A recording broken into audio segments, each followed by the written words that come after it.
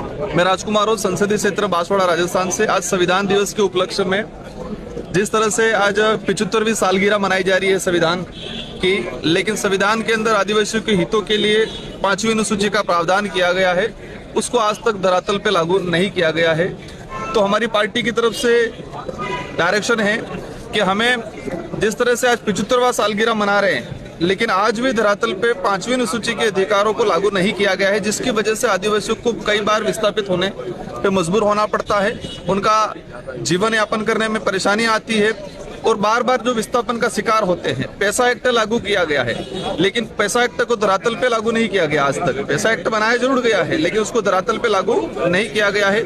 देश के अंदर योजनाएं बनती है, योजनाएं जनसंख्या के हिसाब से बनती है। तो लंबे समय से जनगणना को लेकर जो डिमांड चल रही है, तो हमारी जो पार्टी की तरफ से डायरेक्शन है कि जल्दी से जल्दी जनगणना की जाए, ताकि हमारे देश की जो योजनाएं बन रही है, योजनाओं को एक सुव्यवस्थित तरीके से योजना बनाई जाए। तो हमारा आज विशेषकर हम लोग संविधान दिवस मना रहे हैं, लेकिन संविधान के 5वीं अनुसूची को लागू नहीं किया गया, जिससे पूरे देश के आदिवासी को, यहाँ दलित वो कहीं न कहीं चिंतित है और एक आस लगा के बैठा हुआ है कि 75 साल हो गए, लेकिन आज तक हमारे जो संविधान को धरातल पे लागू नहीं किया गया है। जिन समस्त मांगों को लेकर हम लोग ये प्रदर्शन कर रहे हैं। राजकुमार जी, आप खुद एक ट्राइबल कम्युनिटी से आते हैं, इस देश की राष्ट्रपति जो प्रथम नागरिक है वो भी ट्राइबल कम्युनिटी से आती है, तो क्या अपनी मांग को लेकर क्या आप राष्ट्रपति तक वो करेंगे? बिल्कुल, आपका सही सवाल है कि आज देश के सर्वोच्च पद पे एक आदिवासी राष्ट्रपति